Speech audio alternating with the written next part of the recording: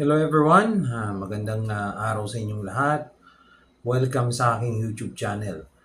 And of course, kung napansin ninyo ngayon lang ako uli nakapag-upload ng video, no? Sa kadahilanan po na una ay lumipat na ako uli o lumipat na kami uli ng tirahan. Nandito na uli ako sa El Nido, Palawan. At dito na uli ako nagtatrabaho, hindi na ako nagtuturo. Nagpahinga na ako last December yung aking huling pagtuturo ng music sa mga bata. O ngayon, balik na ako sa tugtugan. No? So ngayon, kaya ako nag-upload ulit just to update you guys na of course, balik na tayo sa tugtugan. And isa rin ay merong nagtanong sa akin, no? Through comments ng dito sa YouTube, ano ba daw yung equalizer, no? So sa tingin ko yung sinasabi niya equalizer ay yung graphic equalizer, ano? Yan. So yan ang topic natin ngayon. Ano ba yung graphic equalizer at paano ba siya nagwo-work, no? So ngayon, iano muna natin yung tatlong components. Importante, no, sa isang equalizer, no? So sa equalizer, mayroon siya, marami yan eh. Yung graphic equalizer, no? Marami ang inaangat-angat, no?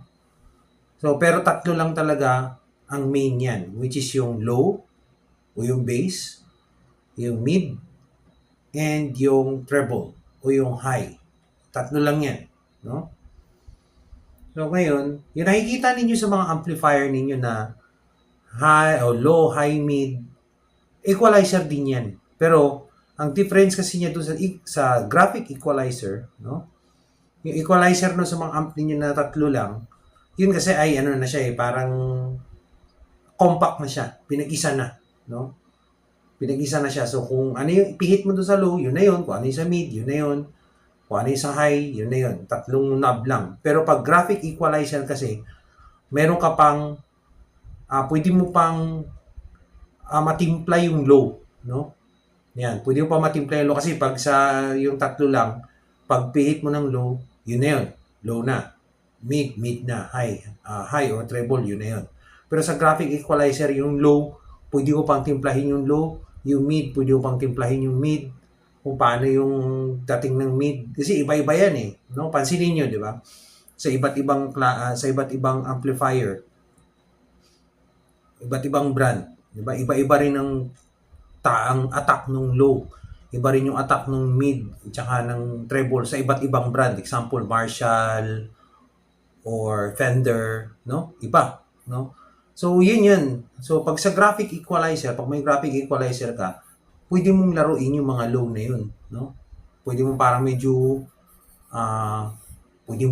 muddy yung low, pwede siyang parang medyo solid yung medyo parang enhanced yung low, yung parang may punch, pwede parang lawlaw lang yung tunog ng low, pwede rin sa treble naman o sa high, pwede naman yung parang masyadong sharp, pwede naman na parang hindi masyado, parang medyo fatty yung niya. So medyo gano'n, no? So doon nalalaro sa graphic equalizer yon. So ipakita ko sa inyo.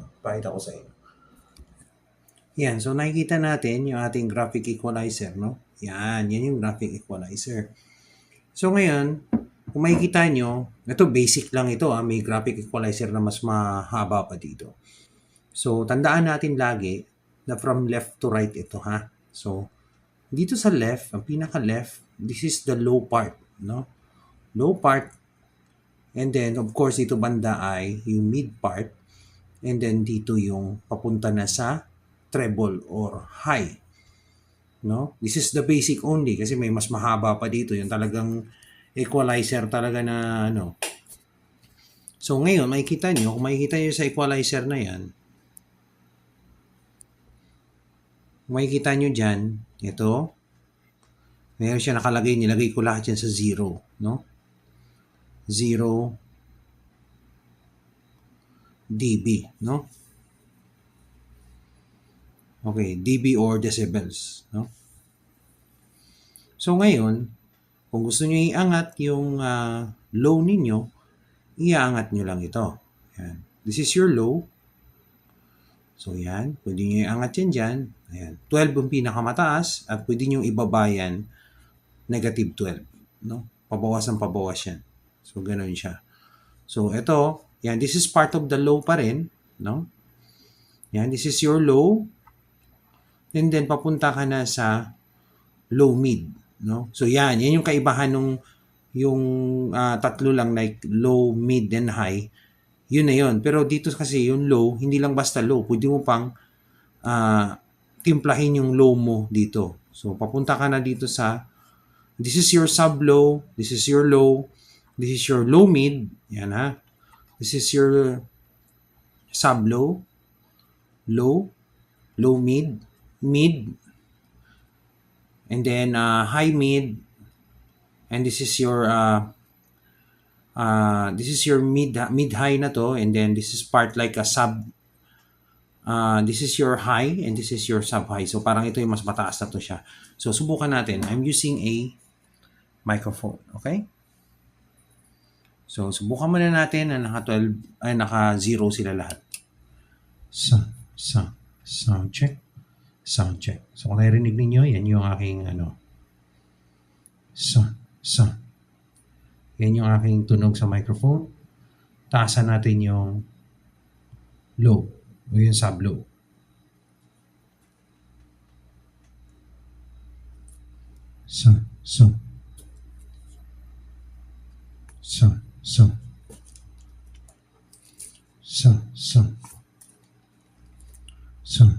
So kung narinig ninyo medyo nag-boom yung tunog, nag-boomy siya. So ngayon, tataasan natin yan. Lagyan pa natin uli ng another low. Dito.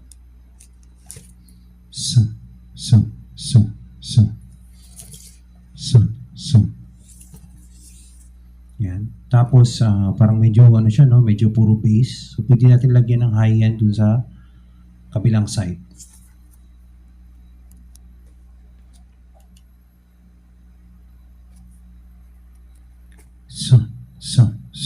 Medyo kulang pa. Lagyan natin ng yung pangalawa. To enhance, no? To enhance. Yan. Yan, medyo lumutang na yung talas. Ngayon, pwede nyong lagyan ng either kung gusto nyo mas malutang yung treble nyo, no, yung high nyo, lagyan nyo ng ito yung mid high, lagyan nyo para mas lutang. Yan, no? Lumalabas na yung effects niya, di ba? Yan, pwede nyo dagdagan. Yan. Sound check. Ngayon, kung pakiramdam ninyo niya parang medyo overpowering na yung yung high, pero ayaw nyo naman parang satisfied na kayo sa high, pero yung low ninyo parang medyo na overpower nung high, pwede nyo dagdagan yung low mid ninyo. Yan, dagdagan nyo.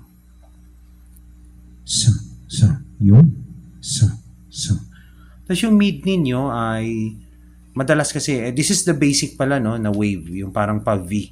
Pero pwede mo namang angatan yan or babaan. Yan.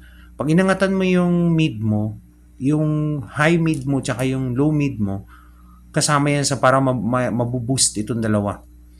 Mabuboost pag inangat mo tong mid mismo. Ayan, no? Pero pag binaba mo yan yung mid mo talaga, yan, medyo siya, pero medyo hindi na siya masyadong no? Low, sound, check, sound.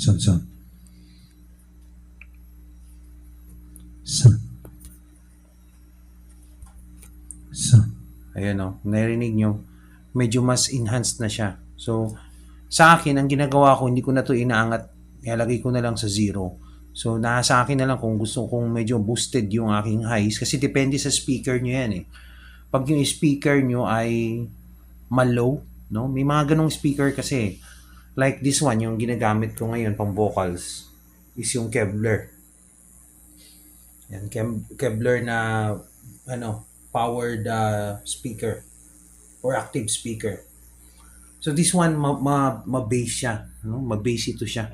Takaw sa bass. Ngayon, pagka ganyan ang ginagawa ko, mas niyalamangan ko yung high part, itong tatlong ito, kaysa low. Para mas lumutang yung tweeter niya. Ito. Yung tweeter part ng speaker. Pero pag halimbawa may mga speaker like yung Crown, some models of the Crown, no? Crown na speaker, yun naman medyo ma-treble, ma-high, mas medyo matinis yung speaker nila.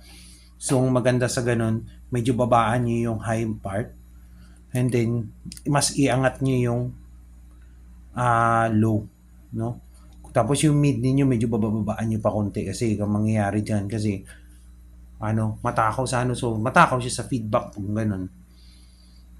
Ngayon naman dito naman, pag sa tulad nitong Kevlar, ang ginagawa ko dito, medyo ina-enhance ko talaga yung low kasi, yung high, para medyo, medyo tumalas konti. Kasi pag low kasi, yung para siyang ngungo eh. So, hindi na mahirap. So, yun. So, after nyo matimpla yung graphic equalizer ninyo, so, pwede nyo nang timplahin dito. Yan, kung makikita nyo dito, sa mixer, yan, high, mid, and low. So, itong high na to, pag pinihit mo tong high na to, magko-connect na to dito sa graphic equalizer. So, kung ano yung timpla mo sa graphic equalizer, kung ano yung naging outcome nito, kung ano yung naging timpla mo dito ka na lang, parang na to siya, parang compact na, parang general na siya. So, pag pihit mo niyan, parang volume ang labas ito, volume ng high, parang ganoon na lang siya. Volume ng ginawa mong high dito sa graphic equalizer, mid, mid, and then low. So, parang ganoon na siya. Yun na yung magiging labas niya. So, kung ano yung nagawa mo na dito, i-enhance mo na lang dyan sa high, mid, and low. Yan. So, ganoon yung graphic equalizer. So, maganda yung mixer mo kung may graphic equalizer kasi pwede mo pa siyang matimpla depende sa gamit mong speaker. Yun. So, that's why talagang ito yung pinili ko kasi may equalizer na siya. Pero kung wala ka na may equalizer, okay lang din naman. I mean, pwede ka naman like bumili na lang ng separate na equalizer tapos timplahin mo na lang doon. 'Di ba? Topic natin sa video na ito. And of course, kung nagtatanong kayo, paano yung sa mga guitar pedal? May equalizer graphic equalizer sa guitar pedal at sa bass pedal. Yeah, parehas lang yan. Parehas lang yun actually. Parehas lang yung rules nun. So, from left, that is your bass part. Sa gitna banda, papunta doon yung low mid, high mid, then going to the highs ka na. So, ganun din yung rules nun. So, kung ano yung pinakita ko doon sa mixer na pang vocals, effective din yun sa So, kung medyo yung gitara ninyo, yung kagandahan pag may graphic equalizer ka, kung yung gitara ninyo medyo mataba yung bass, pwede yung gamitan ng graphic equalizer, bawasan nyo, tapos medyo angat-angat niyo yung mid, or angat niyo yung highs. Kung matalas naman yung gitara ninyo, kasi may mga ganong gitara, depende sa klase, like Strat or Tele. Yung Tele kasi medyo tuwangi siya, di ba? So, kung gusto nyo lang medyo mabawasan yung tuwang, gamit yung graphic equalizer. So, yan. So, ganon siya, no? Yun ang kagandahan niya. Tapos, pwede yung partneran na lang din ng pag ganon, partneran nyo ng compressor, pedal. So, ganon siya. So, yun ang kagandahan, no? So, sana yan, nakuha natin, no?